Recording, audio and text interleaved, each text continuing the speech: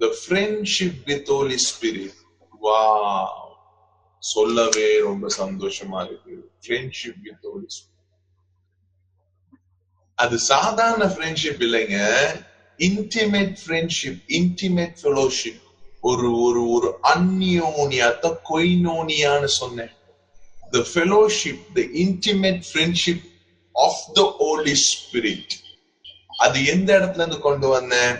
பிதாவாகிய தேவனுடைய அன்பும் குமாரன் இயேசு கிறிஸ்து என்னன்னா கிருபையும் பரிசுத்தாவியானவருடைய அந்நியோனிய ஐக்கியம். அந்த அந்நியோனியத்தான் கொய்னோனியா என்று சொன்னேன் கிரீக்ல. அந்த கொய்னோனியானா என்னன்னு சொன்ன ஞாபகம் இருக்குல்ல? அப்ப the intimacy with Holy Spirit. வா, நீங்க ஹோலி ஸ்பிரிட் ஜேர்னில போகணுங்க. ஒவ்வொரு ஜேர்னி இருக்கு. ட்ரீம் ஜேர்னி இருக்கு, கனவு பயணம்.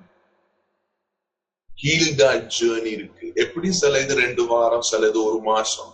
அது ஒரு ஜேர்னி தொடர்ந்து. ஹோலி ஸ்பிரிட் ஜேர்னி அப்படி பரிசுத்தாவியனை பத்தியே மெடிடேட் பண்ணி பார்த்துட்டு அப்படி வந்துகிட்டே இருக்கு. அந்த புக் எடு, படியில வாசி, பரிசுத்தாவி பாக்குற இடம்லாம் பரிசுத்தாவி. The journey with Holy Spirit. ஆகவே போன வாரம் இந்த வாரமும் பரிசுத்த ஆவி நீங்க போன வாரம் நான் சொல்லி கொடுத்ததுல உள்ள நுழைஞ்சு அதை நீங்க ஒர்க் பண்ண ஆரம்பிச்சிருப்பீங்கன்னா இந்த 7 நாளும் பரிசுத்த ஆவியானுடைய ஜேர்னில நீங்க இருந்திருப்பீங்க. உங்க தூக்கத்துல நீங்க முடிச்சிருக்கும் பொழுது சம்திங் ஹோலி ஸ்பிரிட்டுக்கு உங்களுக்கு இன்டிமேட் ரிலேஷன்ஷிப் வளர்ந்துருக்கும். நிச்சயமா சொல்றேன். ஏன்னா நான் சொல்றதை நீங்க ஆனர் பண்ண பொலைட்டா கேட்கறது வேற. சொல்லுங்க, கேட்கிறேன், எஸ், ஆமா, புரியுது, ஆனா அந்த வேர்ட்ல சொல்றாரு. அப்படி நீங்க சொல்றீங்க, ஆனா நான் சொன்னது எதுவுமே நீங்க செய்யாம இருக்கீங்களே. ஜீசஸ் சொல்றாரு பொலைட்டா கேட்கறதுல ஹார்ட்ல ஒர்க் பண்ணணும். ஹார்ட்ல ஒர்க் பண்றவங்க தான் கனி கொடுப்பாங்க. அதுக்கு ஒரு நேரம் கொடுத்து மெடிடேட் பண்ணி அந்த கனி கொடுக்கிறது தான் உங்க அன்றாட வாழ்க்கையின் சூழ்நிலைகளை உங்களுக்கு அவர் செய்து முடித்ததோ நீங்க எக்ஸ்பீரியன்ஸ் பண்ண வைக்கும். இல்லாட்டி சும்மா மத்தவங்களுக்கு ஆலோசனை சொல்லிட்டு இருப்போம். மத்தவங்களுக்கு நான் டேடி சொல்லுவோம், டேடி மாமா ஹோலி ஸ்பிரிட் சொல்லுவோம், நியூ கவர்னன்ட் சொல்லுவோம், நமக்கு கிடைச்ச அறிவெல்லாம் போதிச்சுட்டு இருப்போம். ஆனா அது நம்ம வாழ்க்கையில அது ஒர்க் பண்ணாத ஒரு ஃபீல் இருக்கும். ஆனா அந்த அறிவு என்ன ஆகும்னா கொஞ்ச நாள் போக்குள்ள மறந்துடும். திரும்பி அது படிச்சாதான் ஞாபகம் வரும். பிகாஸ் எக்ஸ்பீரியன்ஸ் பண்ணா மறக்கா. இப்ப ஸ்கூல்ல என்ன படிச்சீங்க அப்படின்னு கேட்டா உடனே சொல்ல முடியும். ஆனா எந்த டீச்சர் உங்களை திட்டுனாங்கன்னு கேட்டா சிலர் உடனே சொல்லுவீங்க. ஏன்னா திட்டும் போது அதுல ஒரு அடி போட்டு திட்டிருப்பாங்க. எந்த பொண்ணு எப்படின்னு கேட்டா அந்த பொண்ணை சொல்லுங்க. ஏன்னா நீங்க ஏதோ சொல்லும் போது அந்த பொண்ணு உங்களை ப்ரொபோஸ் பண்ணும்போது ரோஸாவை தூக்கி ரோசா வீசிருக்கு. ஏன்னா அது ஒரு சொல்லு மட்டுமல்ல, அதோட ஒரு தொடுதல் ஒண்ணு நடந்திருக்கு. அந்த மாதிரி விஷயங்கள் தான் உள்ள இருக்கும். ஆகவே தான் நான் பேசுறதோட நிறுத்துறது இல்ல. ஒரு என்கவுண்டர் ஒண்ணு, ஒரு உணர்வை தொடுற ஒரு விஷயம் நடந்தாதான் அது ஆழ் மனதுல இருக்கும். அதான் என்கவுண்டருக்கு நான் இம்பார்ட்டன்ட் கொடுக்குறது. இல்லாட்டி நான் இருக்கிற பிரசங்கங்கள்லாம் உங்களை வச்சு வந்தோடனே சர சர சர சர சரன்னு டீச்சிங் பிரசங்கங்கள், ப்ரீச்சிங் பிரசங்கம், அப்புறம் என்ன போதனை பண்ணிக்கிட்டே இருக்கலாம். ஆனா நான் 2 நாள் கழிச்சு கேட்டா நீங்க இப்படி சிலவங்க இப்படி அமைதியா இருக்க மாதிரி சொல்ல முடியாது, மறந்துடும். ஏன்னா என்கவுண்டர் அந்த இடத்துக்கு தேவை. அப்ப பிதாவோடு கூட அந்த அறிவில் இல்ல, அறிதலில் இருக்கிறதுக்கு ஹோலி ஸ்பிரிட்டுடைய என்கவுண்டர் நமக்கு ரொம்ப தேவை. பரிசுத்தாவியானவர் எங்க இருக்காரு? அந்த நிச்சயம் இருக்குதானே. போன வாரம் 2:13-14 சொன்னேன். அந்த கொன்யோனியாவை சொல்லிட்டு யோவான் 16:17 15:26 பரிசுத்தாவியானவர் இயேசுவை மகிமைப்படுத்தவும் உயர்த்தவும் வந்தவர். 2வது பரிசுத்தாவிதான் நம்முடைய உள்ளத்துக்குள்ள இயேசு யாருன்னு சரியான வெளிப்பாடு கொடுப்பவர். இயேசு யாருன்னு தெரிஞ்சாதானே பிதா யாருன்னு தெரிய முடியும். 2 பரிசுத்தாவியானவர் வந்த நோக்கத்துல பிரதானமானது அவர் நமக்கு பிதாவின் ரகசியங்கள் வெளிப்பாடு அவரை குறிச்சு நமக்கு சொல்றாரு. தேவன் நமக்கு எப்படி பிதாவா இருக்காரு அப்படின்னு சொல்றதே யாருதான்? ஆழ்தத்துவம் உள்ளவர் நபர் அவர். அவர் ஒரு ஆவி காற்று அல்ல.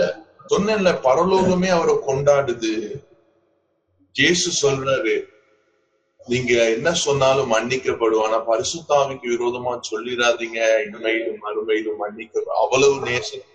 எப்படி பரிசுத்தாவியை துக்கப்படுத்தலாம், அவர் துக்கப்படுவாரா அப்படின்னு சொல்லி போன முறை பார்த்தோம். 2 கேட்டகரிக்காக பிரிச்சு. அப்ப எப்படி பரிசுத்தாவியானவரை சந்தோஷப்படுத்தலாம் அப்படின்னு பார்த்தோம்.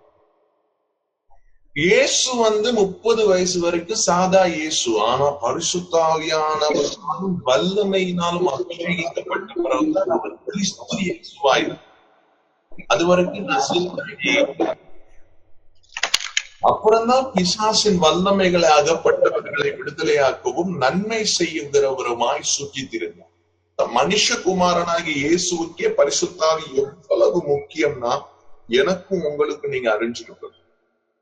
மனுஷகுமாரனாகிய இயேசு என்ன பண்றாரு? பரிசுத்தாவியை அறிந்திருந்தபடியே சொல்றாரு, நீங்க பிசாசுகளின் தலைவன் நீ விரட்டுற விரலினால் விரட்டும் போது அவர் சொல்றாரு, இல்ல நீங்க பரிசுத்தாவியானவரை நீங்க புரியாம பேசுறீங்க, அவராலதான் இது நடக்குது. நீங்க அப்படியே பரிசுத்தாவியானவரோட உறவை ஆனர் பண்ணுங்க. Honour your relationship. எவ்வளவு பாசம் காண்பிக்க அந்த அந்த அந்த ஐக்கியத்தின் வெளிப்பாட்டின் நிமித்தம் அந்த பரிசுத்தாவிக்கும் நமக்கு இடையில இயேசு ஒரு உடன்படிக்கையின் உறவு ஏற்படுத்தி இருக்காருல, அதை கனப்படுத்தி இந்த கம்யூனியன் எடுங்க.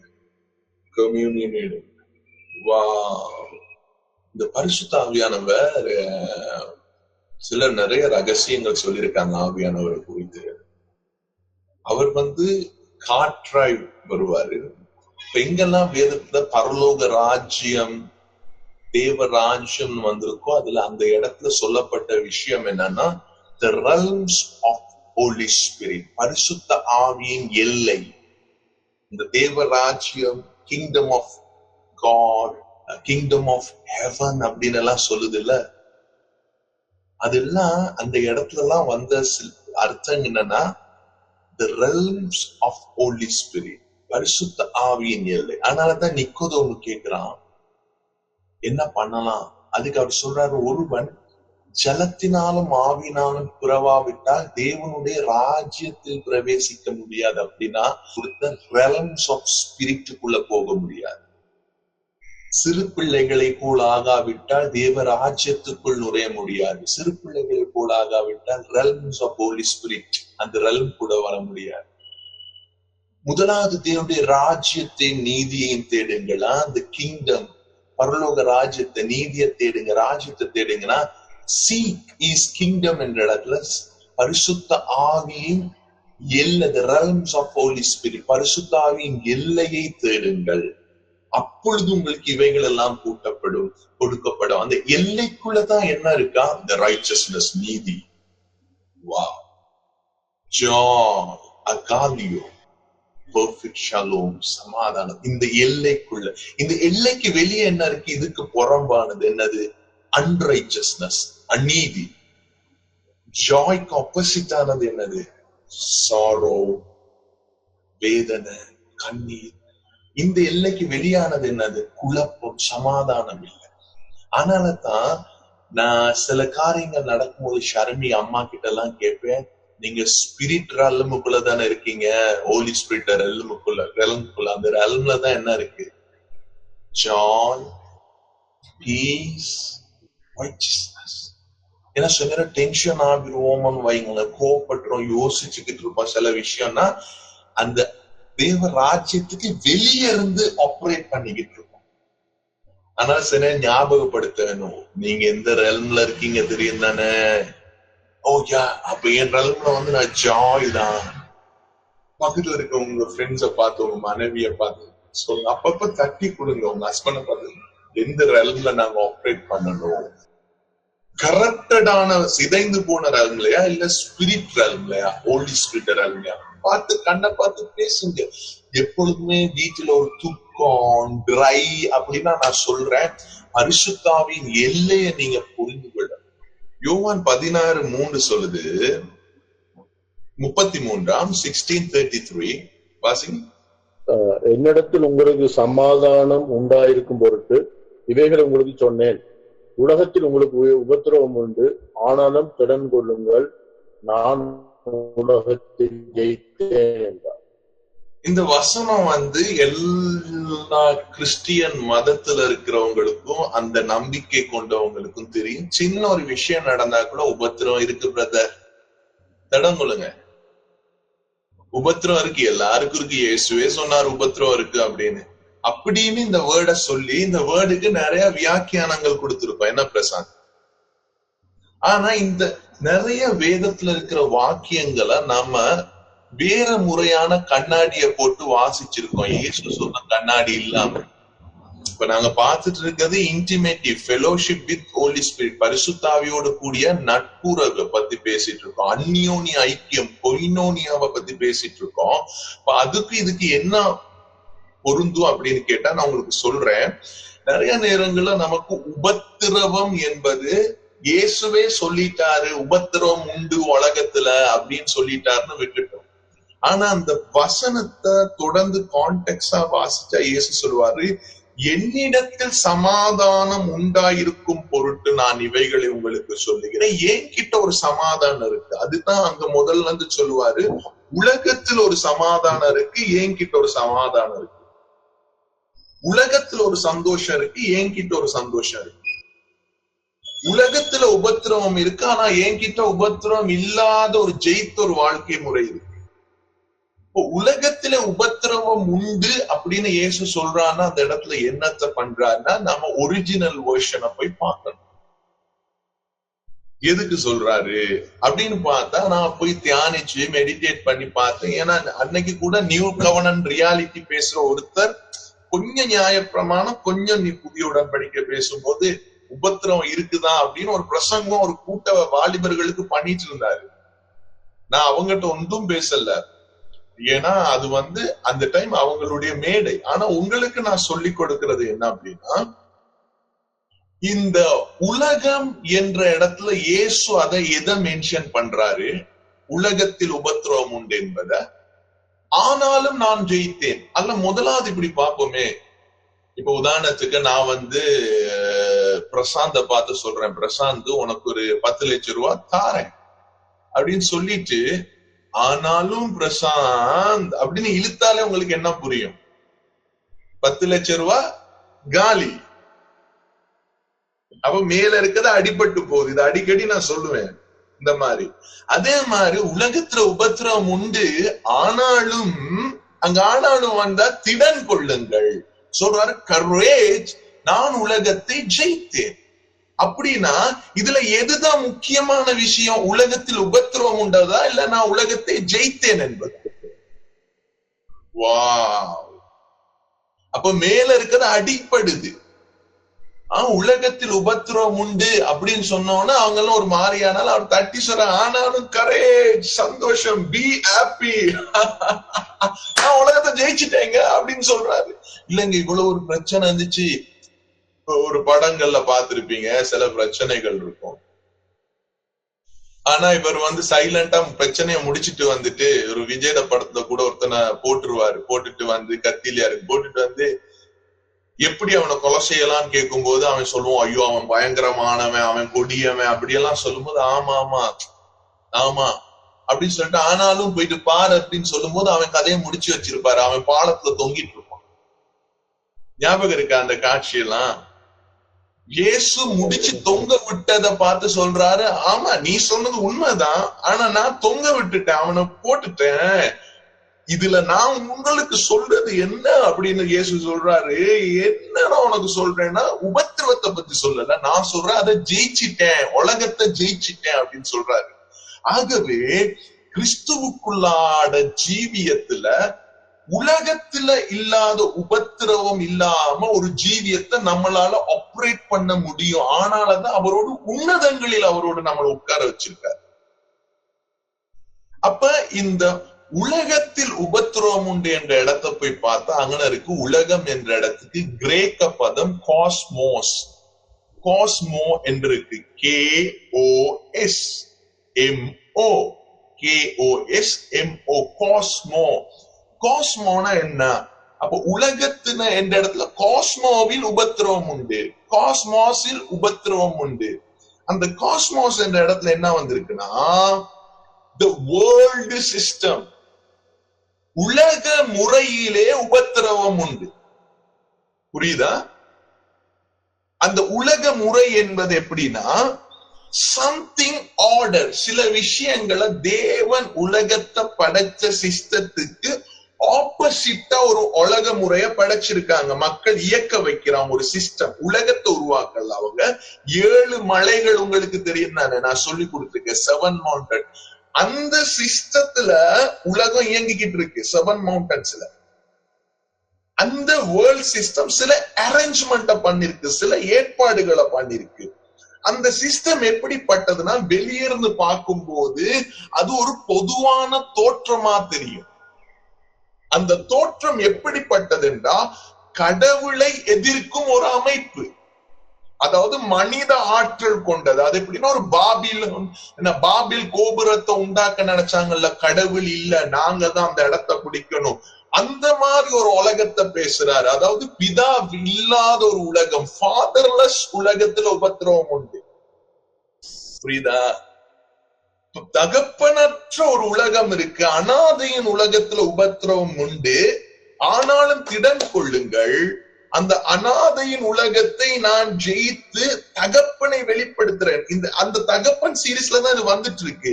அதுக்கு எப்படி இங்கிலீஷ்ல சில வெர்ஷன் சொல்லிருக்குன்னா, உலகத்தை அந்த இடத்துல சொல்லிருக்கு அன்பிலீவிங் வேர்ல்டு, நம்பிக்கையற்ற உலகம், ஃபாதர்லெஸ் வேர்ல்டு.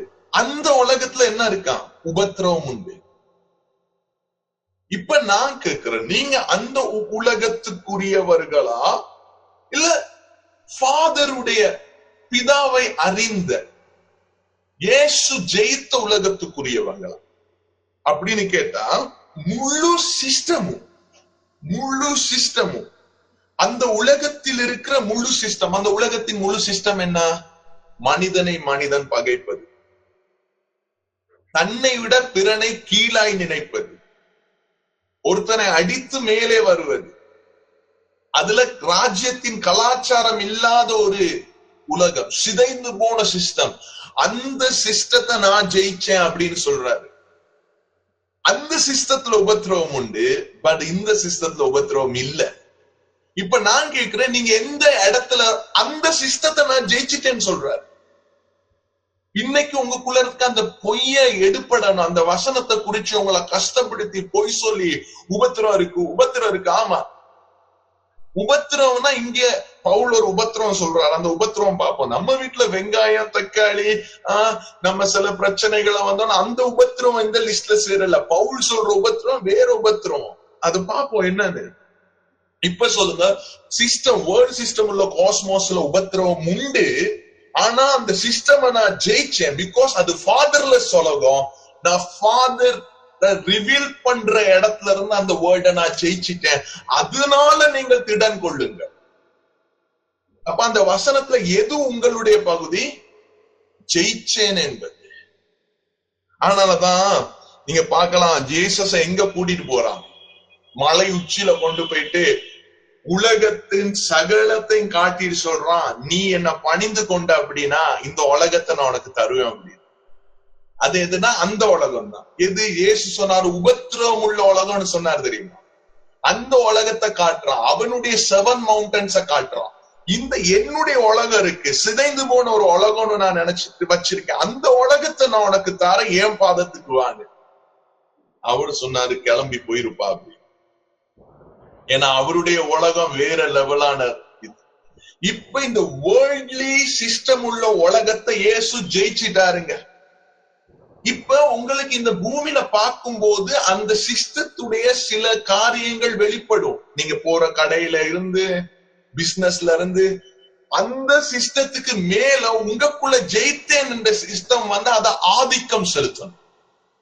ரோமர் 8:36 பவுல் சொல்றாரு, உயர்வானாலும் தாழ்வானாலும் மரணமானாலும் ஜீவனானாலும் தூதர்களானாலும் அதிகாரங்களானாலும் வல்லமைகளானாலும் நிகழ்காரியங்களானாலும் வருங்காரியங்களானாலும் உயர்வானாலும் தாழ்வானாலும் வேற எந்த சிருஷ்டியானாலும் கர்த்தராகிய கிறிஸ்து இயேசுவில் தேவனுடைய அன்பை விட்டு நம்மை பிரிக்க மாட்டாது என்று நிச்சயித்திருக்கிறோம். இந்த வேர்ல்ட்லி சிஸ்டம் இருக்குல்ல, அதுல உபத்திரவம் உண்டு. ஆனா அது நீங்க இந்த கிறிஸ்துவுக்குள்ள இருக்கிற அன்புல இருந்து உங்களை பிரிச்செடுக்காது. அந்த அளவுக்கு பவுலுக்கு அந்த ரகசியம் தெரிந்திருக்கு. நீங்க அங்கிருந்து ஆப்ரேட் பண்ணணுங்க. ஜீசஸ் ஜெயித்த உலகத்துல இருந்து நீங்க ஆப்ரேட் பண்ணணும். ஆனாதான் அவர் சொன்னாரு, இந்த கரப்டட் உபத்திரம் இருக்குன்னு உலகத்தை நான் சொன்னேன்ல, அந்த உலகத்துக்கு நீங்களே வெளிச்சம்னு சொன்னார். அந்த உலகத்துக்கு ஜெயித்த கிறிஸ்துவின் வெளிச்சம் நாங்க தான். அப்ப அந்த சிதைந்து போன சிஸ்டமேட்டிக்கா அந்த சிதைந்து போன சிஸ்டம்ல உள்ள உலகத்துக்கு சரியான ரெவலேஷன் காட்டக்கூடிய அந்த ஜெயித்த உலகம். ஆகவே உங்களுக்கு உபத்திரவம் இல்லை, அது உண்மை. அது அழகா சொல்றாரு, இனி கண்ணீர் இல்ல, கண்ணீர் யாவையும் அவர் உங்களை துடைத்தார். நமக்கு சில நேரங்களில் சிலருக்கு ஆசையா இருக்கு, கண்ணீர் வடிக்கணும், உபத்திரம் இருக்கணும், பிரச்சனை பிரச்சனை பிரச்சனை இல்லைங்க. ஜீவனை பேசுங்க. நீங்க எதை அதிகமா பேசுறீங்களோ அதுதான் உங்க முன்னாடி எழும்பி நிற்கும்.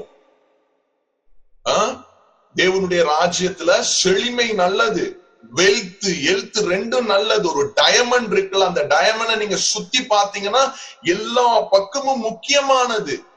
நீங்க அந்த தேவனுடைய ராஜ்யத்தின் ரகசியங்களை பேசிக்கிட்டே இருங்களேன், அதுதான் உங்க முன்னாடி நிற்கும். செழுமையை பேசுங்க, அது உங்க முன்னாடி எழுந்து நிற்கும். சுகத்தை பேசுங்க, அது உங்க முன்னாடி எழும்பி நிற்கும். ஆரோக்கியத்தை பேசுங்க, அது உங்க முன்னாடி எழும்பி நிற்கும். ஜீவனை பேசுங்க, அது உங்க முன்னாடி எழும்பி நிற்கும். நம்ம எதை பேசுறோமோ அதுதான் நம்ம முன்னாடி நிற்கும். உபத்திரவத்தை பேசாதீங்க, ஜெயத்தை பேசுங்க, அதுதான் உங்க முன்னாடி நிற்கும். விக்டரி விக்டரி வெற்றிய பேசுங்க. சிலுவையில் செய்து முடித்து உயிர்த்தெழுதலை பேசுங்க. நான் சொல்றேன், உங்களுக்குள்ள உபத்திரவம் இல்ல, ஆதலால் உங்க குடும்பத்துக்குள்ள உபத்திரவம் இல்ல. உங்க குடும்பத்துக்குள்ள இல்லாதபடியினால் உங்கள் சொந்தங்களுக்குள் இல்ல, உங்க சொந்தங்களுக்குள் இல்லாதபடியினால் உங்கள் பட்டணங்களிலும் இல்ல, உங்கள் பட்டணங்களில் இல்லாதபடியினால் உங்கள் மாவட்டங்களிலும் இல்ல, உங்கள் மாவட்டங்களில் இல்லாதபடியினால் உங்கள் மாகாணங்களிலும் இல்ல, உங்கள் மாகாணங்களில் இல்லாதபடியினால் உங்கள் நாட்டிலும் இல்ல, நாட்டில் இல்லாதபடியினால் நீங்க போகிற தேசங்களில் இல்ல. பிகாஸ் இந்த உலகத்தின் சிஸ்டத்துல இருக்கிறவனை விட உங்களில் ஜெயித்த கிறிஸ்து பெரியவராய் இருக்கிறார். அங்கிருந்து ஆபரேட் பண்ணுங்க. அதுக்கு ரெவலேஷனை கொடுக்கிறவர் பரிசுத்த ஆவியானவர். இந்த ரோமர் 14 அதிகாரம், ஃப்ரெண்ட்ஷிப் வித் ஹோலி ஸ்பிரிட். இப்ப ஜெயித்த வாழ்க்கையை காண்பித்து கொடுக்கிறவர் யாரு? பரிசுத்த ஆவியானவர். ஜெயித்த வாழ்க்கையை காத்து கொடுக்கிறார். நான் ஒண்ணு சொல்றேன், நீங்க தரித்திரம் இல்லாம வாழலாங்க, பண குறைவு இல்லாம வாழலாங்க. நோய்னா என்னன்னே தெரியாத அளவுக்கு உங்க பிள்ளைகள் கேட்கும், அப்படின்னா என்ன, கேன்சர்னா என்னன்னு கேட்கும். அந்த அளவுக்கு உங்க குடும்பத்துல அது தெரியாம வாழலாங்க. வியாதி இல்லாம வாழலாங்க. உங்க பரம்பல எடுத்துக்கொள்ள மரணமா, சிறு வயதுலயா மரணமா, பெரும் வயதுலயா மரணமே இல்லாத வாழ்க்கை வாழலாம். இது எல்லாம் உங்களுக்குரிய உரிமை. பிதா சிலுவையில இயேசுவின் மூலமா உங்களுக்கு செய்து கொடுத்தவைகள். சுதந்திரத்தை வேற யாருக்கிட்டையும் கொடுக்காதீங்க. வேற யாருன்னு சொல்றது என்னன்னா, அவன் சொல்றான்ல மலை மேல இருந்து என்ன பணி, அப்ப நான் இதெல்லாம் தருவேன். கொடுக்க முடியாது. ஈஸ்வரன் அப்பா எப்போ என் ராஜ்யம் என்னன்னு நான் அறிஞ்சிருக்கிறேன். நான் அழிக்கவும் கொல்லவும் வரவில்லை, நான் ஜீவனை கொடுக்க வந்தேன், அந்த ஜீவன் பரிபூரணம் அடைய வந்தேன் என்று சொன்னான். ரோமன்ஸ்ல எடுத்தீங்கன்னா வாசிங்களேன், 14 அதிகாரம் 17-18. தேவனுடைய ராஜ்யம் புசிப்பும் குடிப்பும் அல்ல, அது நீதியும் சமாதானமும் பரிசுத்த ஆவியினால் உண்டாகும் சந்தோஷமுமாய் இருக்கிறது. தேவனுடைய ராஜ்யம் என்பது புசிப்பும் குடிப்பும் அல்ல. ராஜ்யம் என்னன்னு நான் முதல்ல சொன்னேன். தேவராஜ்யம் வேற இடத்துல எல்லாம் என்னன்னு சொன்னேன். இந்த ஸ்பிரிட் ரெல்முக்குள்ள, ஹோலி ஸ்பிரிட்டுடைய மண்டலத்துல, எல்லைக்குள்ள என்ன இல்லையா? துக்கம் இல்ல, கண்ணீர் இல்ல, வியாதி இல்ல. இப்ப சொல்றாரு அந்த தேவனுடைய ராஜ்யம் இருக்குல்ல, அந்த ராஜ்யம் 17:18 தேவனுடைய ராஜ்யம் புசிப்பும் குடிப்பும் அல்ல, அது நீதியும் சமாதானமும் பரிசுத்த ஆவியில் உண்டாகும் சந்தோஷமாய் இருக்கிறது. ஏன்னா இந்த புசிப்ப குடித்தும் சாப்பிடுறது குடிக்கிறத குறிச்சு பிரச்சனை ரோம சபையில எழும்பிக்கிட்டே இருக்கு. ரோமாலுக்கு அவர் கடிதம் எழுதும் போது இது முன்னாடி இருந்து அவங்களுக்குள்ள இருக்கு. அப்போஸ்தலர் 15ஆம் அதிகாரத்துல நீங்க பாத்தீங்கன்னா வாங்க 15:29 பார்ப்போம். அப்போஸ்தலர் 29 சொல்றத பார்க்கலாம். 28 எவையினில் விக்கிரங்களுக்கு படைக்கப்பட்டவைகளும் இரத்தத்துக்கும் நெருங்குண்டு செத்ததுக்கும் வேசித்தனத்துக்கும் நீங்க விலகி இருக்க வேண்டும் என்பது. ஏன்னா அங்க யூதர்களும் இருக்காங்க, புறஜாதிகளும் இருக்காங்க, ரெண்டு கூட்டமும் கலந்துட்டு பாகாலுக்கு படைக்கப்பட்டதை போய் சாப்பிடுறாங்க, வேசித்தனம் விபச்சாரம் பண்ணிட்டு இருக்காங்க. இப்ப இதெல்லாம் இருக்கும்போது சபையில சரியான ஒரு இஷ்யூ நடக்கும் போது அவங்க சொல்றாங்க, நீங்க இதையே முக்கியத்துவப்படுத்துறீங்க, இதை விட ஒண்ணு மேன்மையானது ஒன்று இருக்கு. அது என்னன்னா பரிசுத்த ஆவிக்குள்ளான ஒரு எல்லைக்குள்பட்ட வாழ்க்கை. பரிசுத்த ஆவியானவர் வேதத்தின் வெளிச்சங்களை உங்களுக்கு காட்டணும், கிறிஸ்துவினத்துல இருந்து எடுத்து சொல்லணும், அவரோடு கூட இருக்க உறவுல நீங்க அதெல்லாம் அறியணும். பரிசுத்த ஆவியானவர் அன்றைக்கு ஆதி அப்போஸ்தல சபை நாட்கள்ல ஏதோ ஒரு வார்த்தைக்காக பிரயோகிக்கப்பட்டவராய் இருக்கவில்லை பரிசுத்த ஆவியானவர் அப்படின்னு. அவங்க பரிசுத்த ஆவியானவரை ஒரு ஆழ் தத்துவம் உள்ள நபராய் பார்த்தாங்க. இப்ப உங்க பக்கத்துல பிரசாந்துக்கு பக்கத்துல ஜெசுராஜன் எவ்வளவு உண்மையா உட்கார்ந்து இருக்க தொட்டுப்பார், உண்மையா இல்லையா? உன் பக்கத்துல யாராச்சும் உட்கார்ந்தா தொட்டு பாருங்க, உண்மையா இல்லையா? அது நிஜமா இருக்குதானே தொட்டு பார்க்கும் போது. அந்த மாதிரி பரிசுத்த ஆவியானவரை அந்த ஆதி அப்போஸ்தல நாட்கள்ல அனுபவித்தார்கள். அவர் தொடக்கூடிய அளவுக்கு அவங்களுக்குள்ள நெருக்கமா இருந்தார். ஆனால்தான் அந்த இடத்துல ஒரு இஷ்யூ வருது, புசிப்பு குடிப்பை பத்தி இஷ்யூ வரக்குள்ள அவங்க சொல்றாங்க அந்த காரியத்துல 29 அவசியமான இவைகளை அல்லாமல் பாரமான வேறொன்றையும் உங்கள் மேல் சுமத்துவதற்கு பரிசுத்த ஆவிக்கும் எங்களுக்கும் நலமாக கண்டது. யாருக்குமா? அதாவது அவங்க ஒரு போர்டுல இருந்து பேசுற மாதிரி அந்த போர்டுல சொல்றாங்க, எங்களுக்கும் பரிசுத்த ஆவிக்கும் இது சம்பந்தமா இருக்கு, ஆனால நாங்க இதை விட வேற ஒன்றும் செய்யல. பரிசுத்த ஆவியை பற்றி பேசும்போது அந்த இடத்திலே பரிசுத்த ஆவியானவரை ஆழ்தத்துவமான பிரசன்னத்திலே அவர்கள் அனுபவித்து பேசுகிறார்கள். இன்றைக்கு அந்த அளவுக்கு நமக்கு பரிசுத்த ஆவியானவரை குறித்த அறிதல் வரணும். ஏன்னா இயேசு சொல்லும் போது சொல்றாரு, யோவான் 14 சொல்றாரு, நான் உங்களுக்கு ஒரு தேற்றளவாளனை அனுப்புறேன், அவர் எப்படிப்பட்டவன்னு சொல்லும் போது அந்த இடத்துல தெளிவா இங்கிலீஷ்ல சொல்லியிருக்கு, I am telling you these things, I am still living with you, the friend, the Holy Spirit who the Father will send at my renewடைய விண்ணப்பத்தின்படி உங்களுக்கு ஒரு நண்பரை அனுப்ப போகிறார். அதுதான் யோவான் 14:26 இருக்கு. பரிசுத்த ஆவியின் ஐக்கியம் உங்களோடு இருப்பதாக அங்க இருக்கு. அந்த நண்பர் எப்படிப்பட்டவரா உங்களுக்கு இருப்பார்னா, தேற்றளவாளனா இருப்பார், ஆலோசனை கொடுப்பவராயிருப்பார், உதவி செய்பவராயிருப்பார், உங்களுக்காக பரிந்து பேசுபவராயிருப்பார், உங்களுக்கு ஒரு அட்வொகேட்டா இருப்பார், வழக்கறிஞராய், உங்களுக்கு பலன் கொடுப்பவராயிருப்பார், உங்களுக்காக நிற்கிறவராய் நிற்பார். எதுக்காக உங்க கிட்ட உங்களுக்காக நிற்பார். அப்படிப்பட்ட ஒரு நண்பனை நான் உங்களுக்கு கொடுக்க போகிறேன்னு சொன்னார். பரிசுத்த ஆவியை சொல்லுங்க, உங்களை தெரியாம ஏதோ ஒண்ணு நினைச்சிட்டோம்பா, உங்களை தெரியாம ஏதோ ஒண்ணு நினைச்சிட்டோம். என் பக்கத்துல இருக்கவங்க உட்கார்ந்து இருக்கவங்க எவ்வளவு எனக்கு ஆழ் தத்துவமான உண்மையா இருக்காங்களா, அதை விட நீர் எனக்கு உண்மை உள்ளவராக உண்மையா நான் உங்களை அனுபவிக்கிறேன், நான் அது விருப்பப்படுறேன்.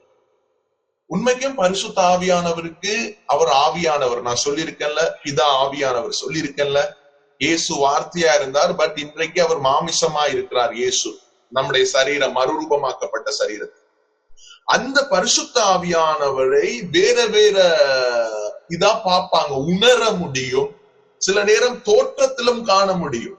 புறா மாதிரி ஒரு தோற்றம் எடுக்கிறான்னு எனக்கு தெரிந்த ஒரு சிறந்த தேவ மனிதன் இருக்கிறார். அவருக்கு 2-3 தரம் பரிசுத்த ஆவியானவரை அவர் சென்ஸ் பண்ணிருக்கார். ஒரு நாள்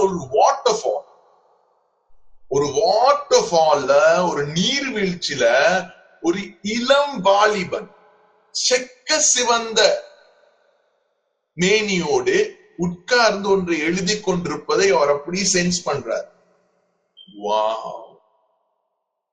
ஒரு முறை அதே நபர் இன்னொரு முறை ஒரு வாலிப டீனேஜ் பெண்ணு மாதிரி வந்து அவள் முன்னாடி நின்று சிரிச்சு ஒரு காரியத்தை ரகசியத்தை சொல்றது, செக்க சிவந்தை தோல் மேனி. இன்னொரு முறை ஒரு வயதான பாட்டி மாதிரி வந்து ஒரு ஆலோசனை கொடுக்கிறது. பாருங்க, அவர் அட்வொகேட்டா இருக்காரு, நண்பனா இருக்காரு, ஹெல்ப்பரா இருக்காரு. அந்த அளவுக்கு அந்த பிரதர் சென்ஸ் பண்றாரு. அவருடைய ரூம்ல ஏஞ்சல் வந்திருக்காங்க. நேத்து என்னோட பேசிட்டு இருக்கும்போது அந்த ஏஞ்சல் எப்படிப்பட்ட ஏஞ்சல் ஆச்சு, அவர் ஏஞ்சல்னு யார் அவங்களுக்கு சொன்னாங்க? ஹோலி ஸ்பிரிட். அந்த அளவுக்கு பரிசுத்த ஆவியானவரோட ஒரு பயணத்தை ஏற்படுத்தி கொண்டிருக்காங்க. இது உங்களுக்கு புரியலாட்டி இட்ஸ் ஓகே, அதை குறிச்சு ஒண்ணும் பண்ணாதீங்க. ஆனா ஆழ் தத்துவம் உள்ளவராய் நான் உண்மை அனுபவிக்கணும்னு சொன்னீங்கல்ல, அவர் அப்படி ஒரு நெருங்கி ஒரு பாருங்களேன், அவங்க எப்படி சொல்ல முடியும்?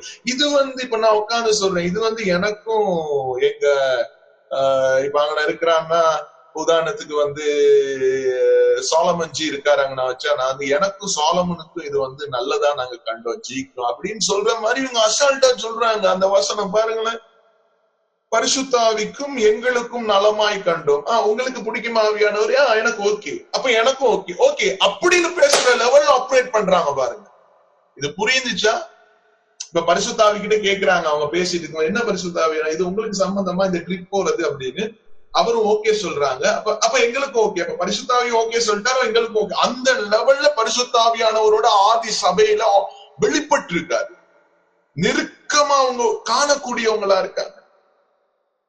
ஒரு கான்ட்ரோவர்ஷியலா முரண்பாடான ஒரு வாக்கியத்தை நாம வாசிக்கலாம். நான் இன்னைக்கு கூட வீடியோல போட்டேன். அப்போஸ்தலர் 5ஆம் அதிகாரத்துல 1 முதல் 12 வரைக்குமா 11 வரைக்கும். அனனியா என்னும் பேருள்ள ஒருவனும் அவனுடைய மனைவியாகிய சப்ராலும் தங்கள் காணியாட்சிகளை விற்றார்கள். இந்த சம்பவம் எல்லாருக்கும் தெரியும்.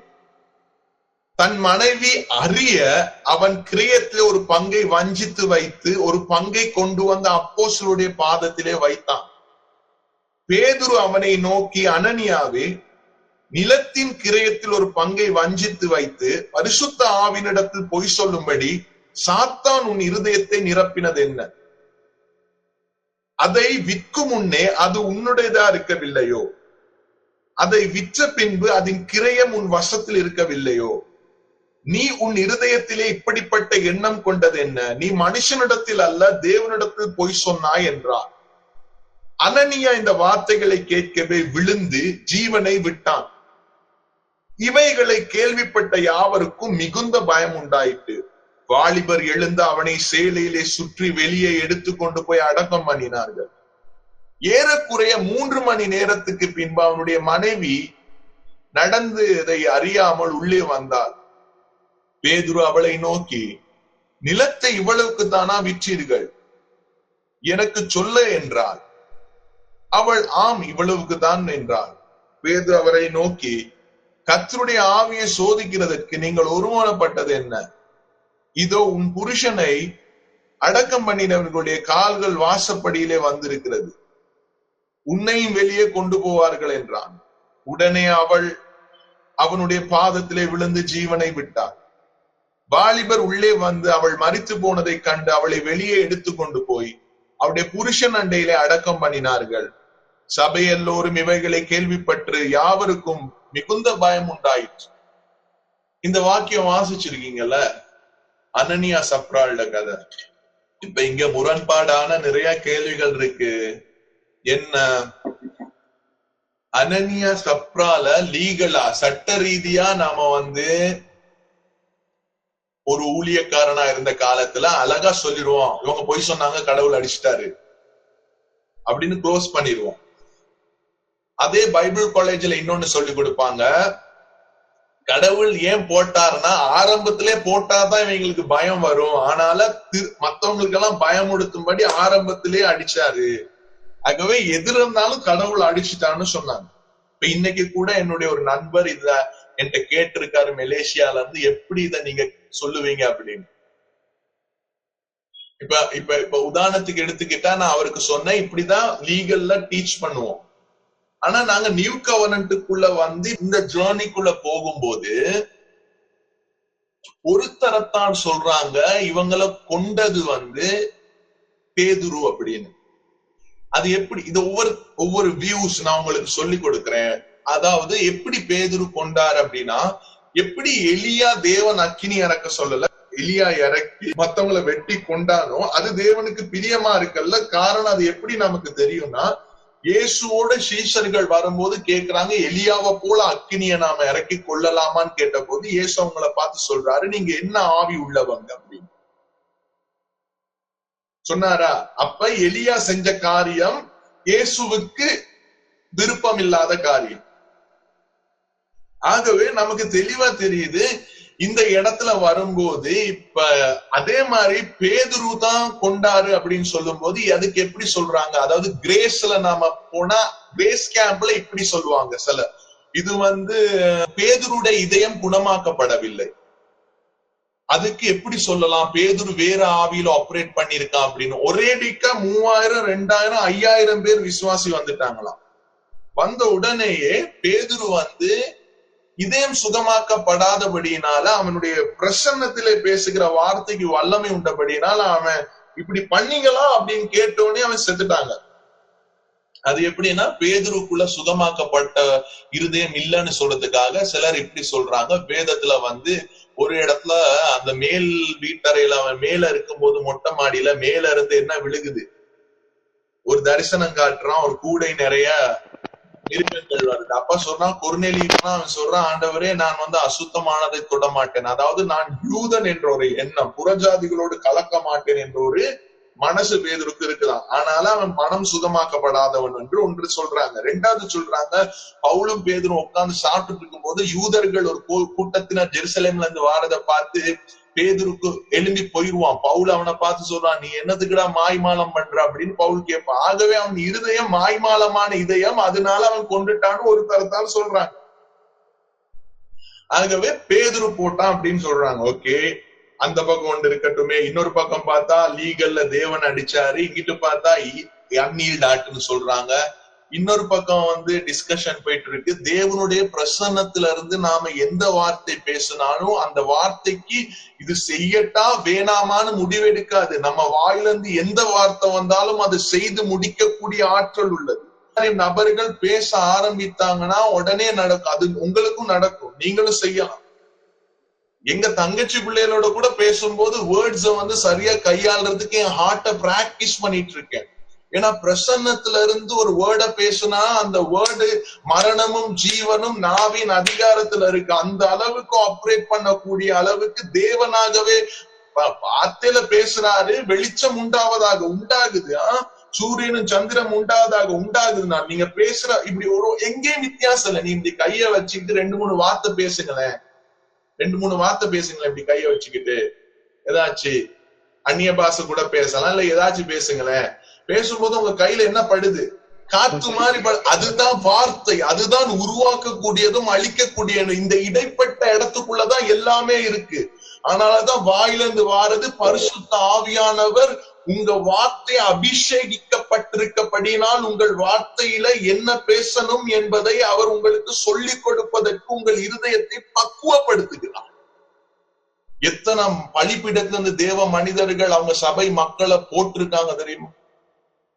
ஞாயிற்றுக்கிழமை போட செதறி போய் வாழ்க்கையில.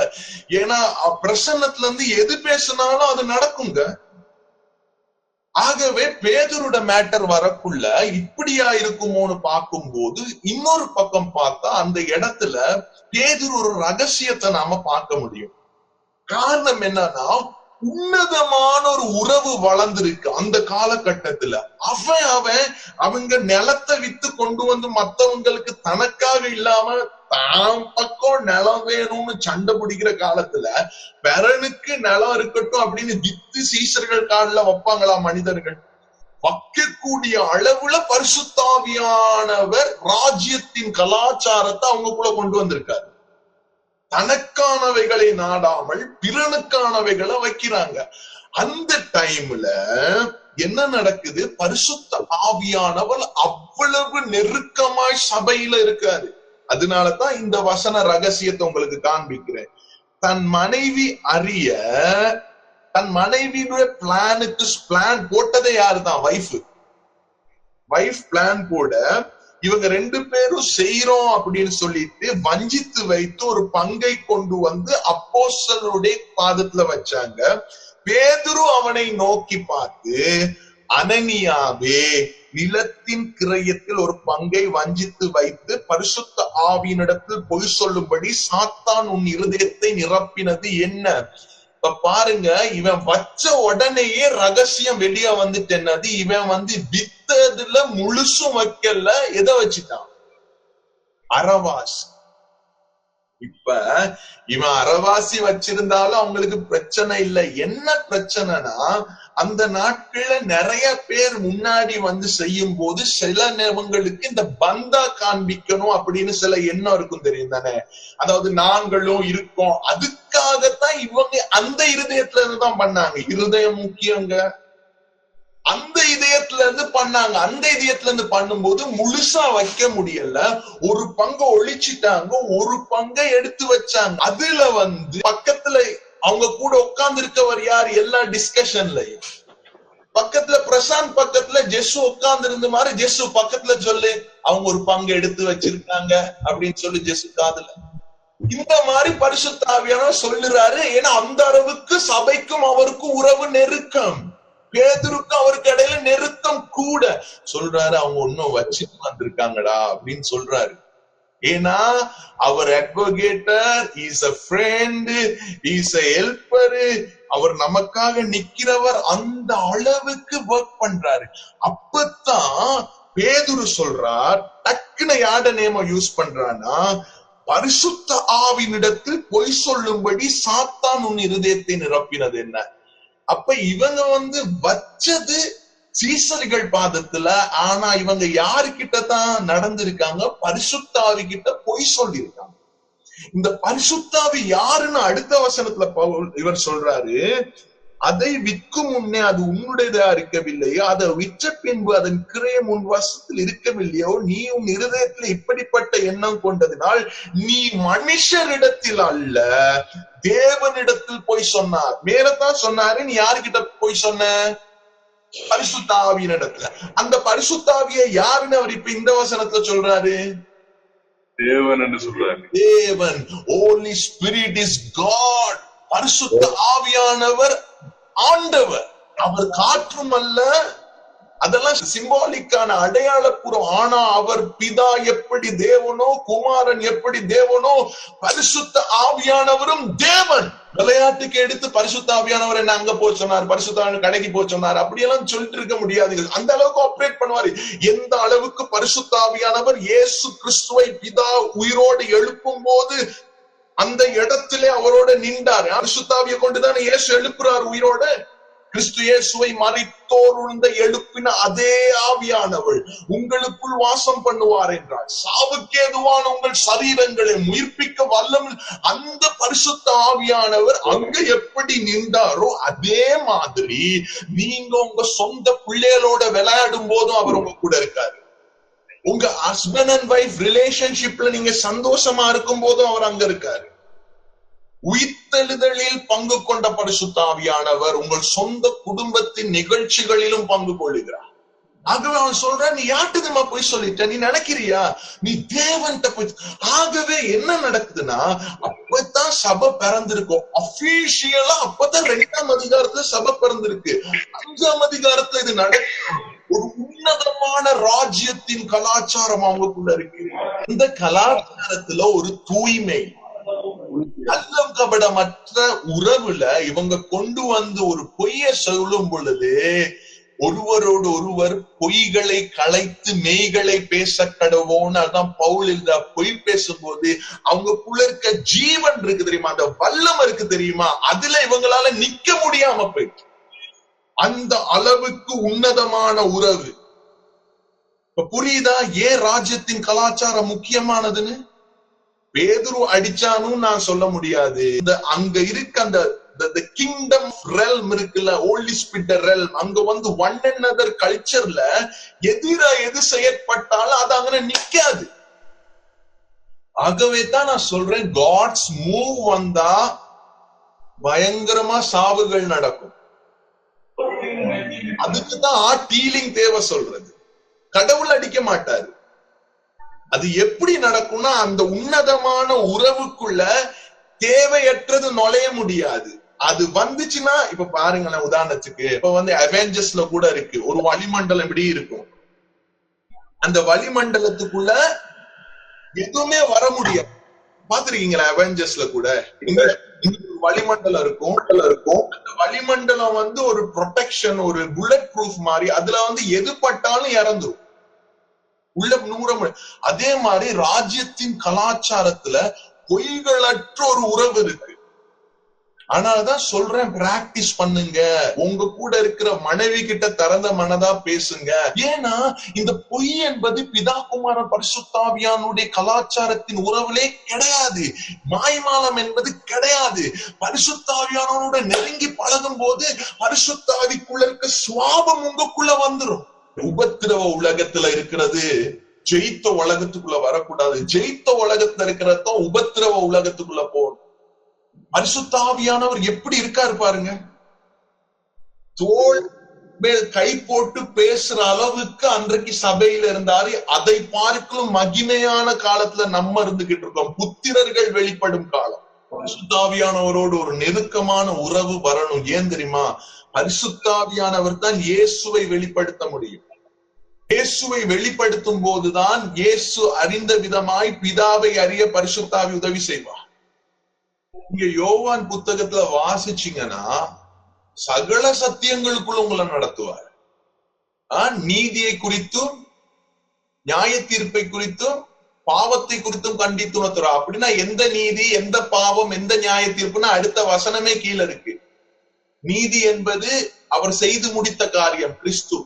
நியாய தீர்ப்பு என்பது உலகத்தின் அதிபதி நியாயம் தீர்க்கப்பட்ட ஆயிற்று என்பதை குறித்து. இத குறிச்சு கூட உங்களுக்கு சொல்லி கொடுப்பாரு. நீங்க அதை அப்படின்னா என்னன்னா, ஜெயம் கொண்ட வாழ்க்கை வாழ தகுந்தவர்கள். அப்போஸ்தலர்கள்ல சில விஷயங்களை பாருங்களேன். அந்த AD 70 ஒரு மூவி இருக்குங்க, AD 70 அப்படின்னு. AD 70 பைபிள்னு, அது நெட்ஃபிளிக்ஸ்ல இருக்கு. வேற வேற இதுல டவுன்லோட் பண்ணலாம். நான் வந்து நெட்ஃபிளிக்ஸ்ல பார்த்துதான் அந்த கிளிப் பண்ண உங்களுக்கு அனுப்பினேன். அதுல வந்து ஒரு இடத்துல பேதுரு பவுல் எல்லாம் போக்குள்ள ஒருத்தன் வந்து கேட்பான் காசை கொடுத்து வரத்தை கேட்பான். அவன் திரும்பி சொல்லுவான், வரத்தை பரிசுத்தாவிய நீ என்ன காசு கொடுத்தா சம்பாதிக்கிற அப்படின்னு திரும்பினோன்னு அப்படி கண்ணெல்லாம் இதாயிரும். கடைசியில அவன் பிரே பண்ணி அதெல்லாம் நல்ல சீன் அதுல எடுத்திருக்காங்க. பரிசுத்த ஆவியானவர் மென்மையானவர், அது உண்மை. ஆழ்தத்துவம் உள்ளவர், அவர் வல்லமையானவர். அவருடைய தொடுதல்கள் வித்தியாசமா. அதான் சொன்ன, ஆழங்களுக்குள் இருப்பவர் தான் ஆழங்களை சொல்லிக் கொடுக்க முடியும். பிதாவை அறிந்த ஆழங்களுக்குள் இருக்கிறவர் தான் அந்த ஆழத்துக்குள் கொண்ட. ராஜ்யத்தின் உறவிலே, கலாச்சாரத்தின் ஒரு ஆழத்திலே இருந்தவர் அவர். அது அவருடைய ஆழம். அதுக்குள்ள என்னை உங்களை இந்த நாட்களை கொண்டு போக அவர் தீர்மானம் பண்ணியிருக்காரு. அதுக்கு நானும் ஓகே பண்ணிருக்கேன். அந்த வசனம் சொல்லுது, அந்த லைஃபுக்குள்ள போனோம்னா சுத்தி இருக்கிறவங்களுக்கு பயம் உண்டாயிட்டு. அப்படி ஆனால்தான் நீங்க பேசுகிற வேர்ட்ஸ் வந்து இட்ஸ் வெரி இம்பார்ட்டன்ட். அந்த வேர்டுக்கு இதயம் சுகமாகணுங்க. நம்ம வார்த்தைகளால எத்தனை பேரோட வாழ்க்கையை ஸ்பாயில் பண்ணிட்டோம் தெரியுமா? பரிசுத்தாவி அப்படி பேசுகிறவர் அல்ல. ஃப்ரெண்ட்ஷிப் வித் ஹோலி ஸ்பிரிட் இருக்கும் போது அவருடைய கேரக்டர், சுவாபம், உங்க ஃபேமிலிக்கு என்னைக்கு என்ன நடக்கும் என்பதை சொல்லி கொடுப்பாரு. எங்க போவேன்னு சொல்றாரு பவுலுக்கு. இந்த இடத்துல உனக்கு வழி பூட்டப்பட்டிருக்குப்பா, இங்க இருந்து உனக்கு ஒரு காலிங் வரும், இங்க போ. இன்றைக்கு நிறைய ரெஃபார்மேஷன்ஸ் வந்துட்டுங்க, நிறைய டீச்சிங்ஸ் வந்துட்டு, ஆனா அதுல எதுலயுமே பரிசுத்த ஆவி இல்லாத அறிவு சார்ந்த டீச்சிங். ஆனாலதான் ஓன் ஃபேமிலியிலேயே பிரச்சனைகள். இன்றைக்கு எசேக்கியா பிரான்சிஸ் அண்ணன் எடுத்துக்கொண்டா எந்த லெவல்ல அவருடைய லைஃப் போயிட்டு இருக்குன்னா, intimacy with holy spirit. Catherine Kuhlman எடுத்தா இன்டிமேசி வித் ஹோலி ஸ்பிரிட். எந்த ஒரு தேவ மனிதனையும் கேட்டா அவங்களோட ரகசியத்துக்கு காரணம் அவங்க பரிசுத்தாவியோட அறையில விழுந்து கிடக்கிறது. அந்நிய பாஷை பேசி அவரோட பேசிட்டு இருக்கும்போது மணித்தியாலங்கள் கலந்து போயிடும். இப்பதான் நமக்கு யூடியூப்ல ஜூம்ல எல்லாம் மீட்டிங்ஸ் கேட்டுக்கிட்டு இருக்கோம். அப்பெல்லாம் அப்படி கிடையாது. அந்த காலத்துல அந்நியோனி ஐக்கியம். ஏதோ சொன்னோன்னு உடனே வாரது இல்ல, அது அவருடைய நடத்துதல், அவர் செய்வார் என்பதை நம்புங்க. அது எப்படி நான் பரிசுத்தாவியை பிரியப்படுத்தலாம்? அது உங்களால உண்டாகிற கிரியை அல்ல. நீங்கள் அவரை பிரியப்படுத்த முடியாது. அது அவருக்குள் உங்களுக்குள் செய்கிற கிரியை. அது அவருடைய பொறுப்பு. அது அவர் செய்து முடிப்பார். பரிசுத்தாவின் கிரியை அவர் செய்து முடிப்பார். அவர் செய்வார். அவர் உங்களை வச்சு அந்த ஆழங்களின் ரகசியங்களை காண்பிப்பார், செஞ்சு முடிப்பார். உங்க இரவுல உங்களை அழைத்து செல்லுவார். கனவுல, சொப்பனத்துல நீங்க கண் முழிச்சிருக்கும் போது விஷனை காண்பிப்பா, தரிசனங்களை காண்பிப்பா, எடுத்துக்கொள்ளப்படுகிற அனுபவங்களுக்குள் கொண்டு போவார். இந்த கொஞ்ச காலத்துக்கு journey with holy spirit, father knowing daddy காட்ல ஹோலி ஸ்பிரிட் ஜேர்னில போயிட்டு இருங்க. பிதாவை அறிகிற அனுபவத்துல பரிசுத்தாவியோட கூட ஒரு பயணம். ட்ரிப் போங்க, பரிசுத்தாவி ட்ரிப் வித் ஹோலி ஸ்பிரிட். எத்தனை ட்ரிப் போயிருக்கீங்க? ஆவியானவரோட ஒரு ட்ரிப் போங்க. இப்ப அந்த ட்ரிப் ஆரம்பிக்கிறது இந்த நொடியில இருந்து. லே க்ரோனோ ஷாந்தலபாண்டே ரஹலமாண்டேகா Sandow Reba ஹஷாகா டோரமோண்டோ கோசாட்டா ரெதுனு ஷெண்டெலே மாம்ப்ராபா. The trip with Holy Spirit அழகான ஒரு பயணமா இருக்கும். சந்தோஷம் மிக்க ஒரு பயணமா இருக்கும். புதிர்கள் நிறைந்த ஒரு பயணமா இருக்கும்.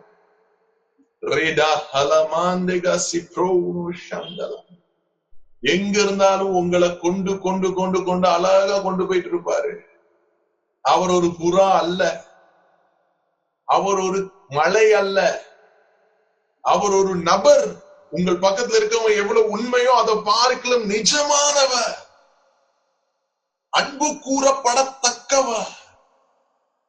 இயேசு சொல்லிட்டாரு, நான் போறது நல்லது. ஏன்னா நான் போயிட்டு ஒரு தேட்டலான அனுப்ப, நான் போட்டி வரமாட்டாரு. அப்படி நான் போகலாட்டி நீங்க சபையா மாற முடியாது. ஆகவே அவர் வந்தோன்னா நானும் உங்க கூட வந்திருப்பேன். நாங்கள் வந்து வாசம் பண்ணுவோம்.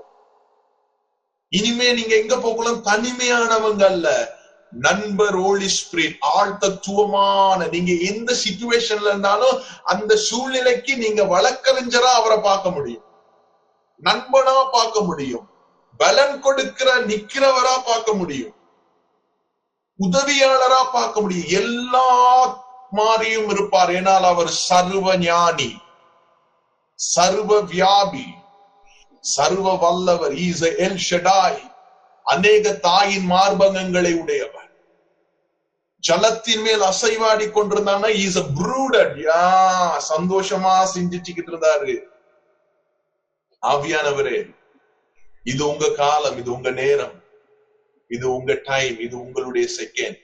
இன்றைக்கு யாரெல்லாம் ஃபெலோஷிப்ல இருக்காங்களோ, எங்க கூட யாரெல்லாம் கனெக்டா இருக்காங்களோ, எங்க கூட யாரெல்லாம் ஆக்டிவாட் ஜேர்னில இருக்காங்களோ, அவங்க எல்லாரும் இந்த லைஃப் எக்ஸ்பீரியன்ஸ் பண்ணட்டும். Trip with holy spirit, journey with holy spirit. ஒரு உணர்ச்சி வசப்படுவதற்கு அப்பாற்பட்ட ஒரு எக்ஸ்பீரியன்ஸ் யாதாக்குள்ள போகட்டும். ஆவியானவரோடு கூட இருக்கிற அந்த உறவு. Okay. Wow. Wow. Wow. நிறைய எக்ஸ்பீரியன்சஸ் நடக்கும். நீங்க போக்குள்ள உங்களை மத்தவங்க பார்த்து சொல்லுவாங்க, இன்னும் உங்க தலைமையில ஒரு மேகம் இருக்கு, இன்னும் உங்க தலைமையில பனிப்படலம் இருக்கு, உங்க சரீரம் எல்லாம் ஏதோ விழுந்திருக்கு, வாசனை அடிக்குது, உங்க ரூம்ல வாசம் அடிக்கும், உங்க ரூம்ஸ் நிறைய எக்ஸ்பீரியன்ஸ் எக்கச்சக்கமா இருக்கு. ஆனா நான் ஒண்ணு சொல்றேன், அந்த எக்ஸ்பீரியன்ஸுக்காக ஆவியானவரை விரும்பாதீங்க. ஆவியானவரை விரும்புங்க, இது நடக்கும். ஆவியானவரை விரும்புங்க, இது நடக்கும். இப்ப லவ் பண்ணும்போது பொண்ணு பையன் கிட்ட இருந்து சாக்லேட், கிண்டர் ஜாய் கிடைக்கும், டேரி மில்க் கிடைக்கும், அவனோட பைக்ல சுத்தலாம், அவன் பீச்சுக்கு கூட்டிட்டு போவான். அது நேசமா? அது டூரிஸ்ட் கைடும் பண்ணும். ஆனா அது இல்ல. அவனை நேசிக்கிற நேசத்துல தான் இது கிடைக்கும். அதே மாதிரி ஆவியானவரை நேசிக்கிற நேசிக்கத்துல டெய்ரி மில்க், பைக் ரைடு, சுத்தி பாக்குற அந்த எக்ஸ்பீரியன்ஸ், அவரை நேசிங்க. அவரை நேசிக்க பிதாவின் ஆவியானவர், அவர் பிதாவின் ஆவியானவர். அந்த இடத்துல தான் அவன் சொல்றான், கர்த்தருடைய ஆவியின் இடத்திலே, கர்த்தருடைய ஆவி இயேசு கிறிஸ்துவின் ஆவியானவர் அவர். அவர்கிட்ட போயிட்டு நீங்க பெரியவரான்னு கேட்பா, அவர் கேட்பாரு அப்படின்னா என்ன அப்படின்னு. இல்ல நீங்க இயேசு பெரியவரா, பிதா பெரியவரா, நீங்க பெரியவரான்னு அவர் கேட்பாரு. அப்படின்னா என்ன அப்படின்னு கேட்பாரு. அப்படி இந்த பெரியவர் எல்லாம் கேள்வியா அவருக்கு தெரியாதுங்க. அவர் சொல்லுவாரு, நான் உங்ககிட்ட வந்ததே அவங்கள பத்தி சொல்றதுக்கு. அப்ப இயேசு கிட்ட போயிட்டு நீங்க பரிசுத்த ஆவியை பத்தி என்ன சொல்லுவீங்கன்னு கேட்பா. அவர் சொல்லுவாரு, நீங்க என்ன பத்தி கூட என்ன வேணுமானு திட்டிட்டு போங்க, ஆனா அவரை பத்தி திட்டாதீங்க, அது இம்மையிலும் அருமையிலும் மன்னிக்கப்பட மாட்டாது. அந்த அளவுக்கு உறவு, இம்மை மறுமை என்று சொல்றதுக்கு பரலோகம் பூமி அல்ல. இந்த அவர் இருக்கிற நேரத்திலேயே இயேசு போன பிறகும் அது மன்னிக்கப்பட மாட்டான்னு அவ்வளவு நேசத்துக்குரியவர். ஆனாதான் பவுல் சொல்றாரு, அவரை துக்கப்படுத்தாதீங்க. அவரை எப்படி துக்கப்படுத்தலாம்னு போன வாரம் பார்த்தோம். உறவுகளை பொய் பேசுவதால் தான். அப்ப பாருங்க இங்க எப்படி துக்கப்பட்டிருக்காரு யோவான் இந்த பேதுரு சம்பவத்துல. நீங்க ஆவியானவரை கனப்படுத்துறன்னு ஒரு விஷயத்த சொல்லட்டா, உங்க கண்ணு முன்னாடி பாக்குறவங்களை நீங்க நேசிங்க. உங்க கண்ணு முன்னாடி பாக்குறவங்கிட்ட திறந்த மனத்தை உண்மையை மாத்திரம் பேசுங்க. ஆவியானவரை சந்தோஷப்படுவாரு. பொய்களை களைத்து மெய்களை பேசுங்கள், பழைய மனுஷனை கலட்டி எழும்பி புதிய மனுஷனை தரித்துக் கொள்ளுங்கள். என்ஜாய். நிறைய ஆழங்கள் இருக்குப்பா. ஜாய், பீஸ், ரைச்சஸ்னஸ், வாவ், அகாலியோ, பரிசுத்த ஆவியில் உண்டாகும் சந்தோஷம். the realms of spirit, the realms of spirit, the realms of spirit. இப்ப தெரியுதா, இந்த கொடுங்கன்னு எல்லார்கிட்டையும் சொல்லிட்டு இருக்கோம்ல. இந்த யாருகிட்ட கொடுங்கன்னு சொன்னா அது வராதுங்க. நம்மளும் கொடுக்க முடியாது. பரிசுத்த ஆவியானவர் செய்யறது. பரிசுத்த ஆவியானவரோடு அந்நியோனிய நட்பு வச்சிருக்கிறவன் காண்கிறவங்களுக்கு கொடுத்துக்கிட்டே இருப்பான். வரங்களை கொடுப்பவர் பரிசுத்த ஆவியானவர். அப்ப அவருடைய சுவாபம் இருக்கிறனால. ஆனாலதான் மோசே கிட்ட பிதா சொல்றாரு, மோசே கர்த்தரால் ஏவப்பட்ட ஆவியினால் ஏவப்பட்டவங்க தருவாங்க, நீ சொல்லு, அவங்க தருவாங்க. கொடுக்கிறதும் ஆவியானவருடைய முதிர்ச்சியில இருக்கிறவர்களால் மாத்திரம்தான் விடாது கொடுக்க முடியும். ஆகவேதான் அவர் சொல்றாரு, உற்சாகமாய் கொடுக்கிறவனில் நான் பிரியமாய் இருக்கிறேன்.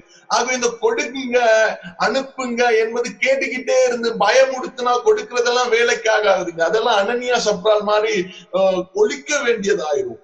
ஆனா ஆர்கில்லா பிரிஸ்கில்லா மாதிரி தலையை கொடுக்க கூட துணிஞ்சவங்கன்னு பவுல் சொல்றாரு. அது எப்படி அவங்க பேதுருடைய கால்கள்ல, அப்போஸ்தலருடைய கால்கள்ல வச்சாங்கன்னா அதை செஞ்சவர் ஆவியானவர். அப்ப உங்களுக்குள்ள ஆவியானவரோட உறவு அதிகரிக்க நீங்க கொடுக்கறது அதிகரித்துக்கிட்டு இருக்கு.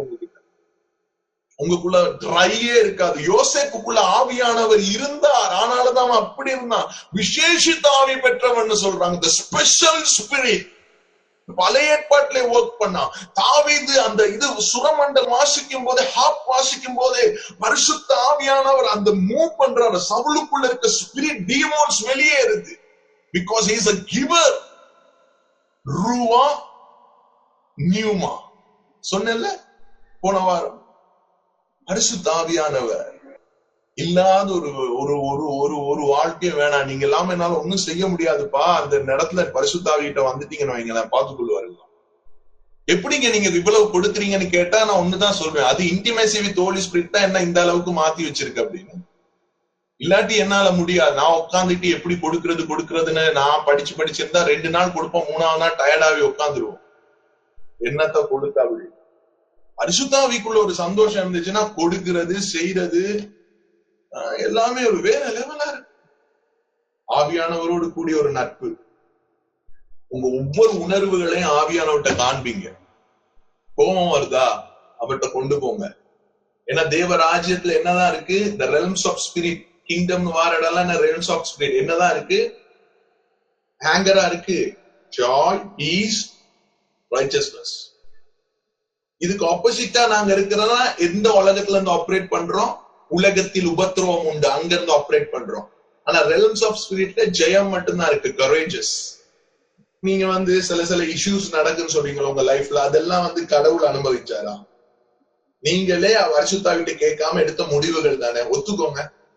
நீங்க சில கஷ்டங்களுக்குள்ள போனீங்க, பிரச்சனைகளுக்குள்ள போனீங்க, மாட்டிக்கிட்டீங்க. அதெல்லாம் தேவன் அவங்களை கொண்டு போய் தள்ளி விட்டாரு? ஆவியானவர் தள்ளி விட்டாரா? இல்ல, நம்ம அவர்கிட்ட கேட்காம செஞ்ச விஷயங்கள் தானே, நண்பர்கிட்ட கேட்காம பண்ணது தானே. அவர் உங்களை ஒரு நாள் கைவிட மாட்டாருங்க. பரிசுத்தாவி உங்களை விட்டு விலக மாட்டாரு, கைவிட மாட்டாரு.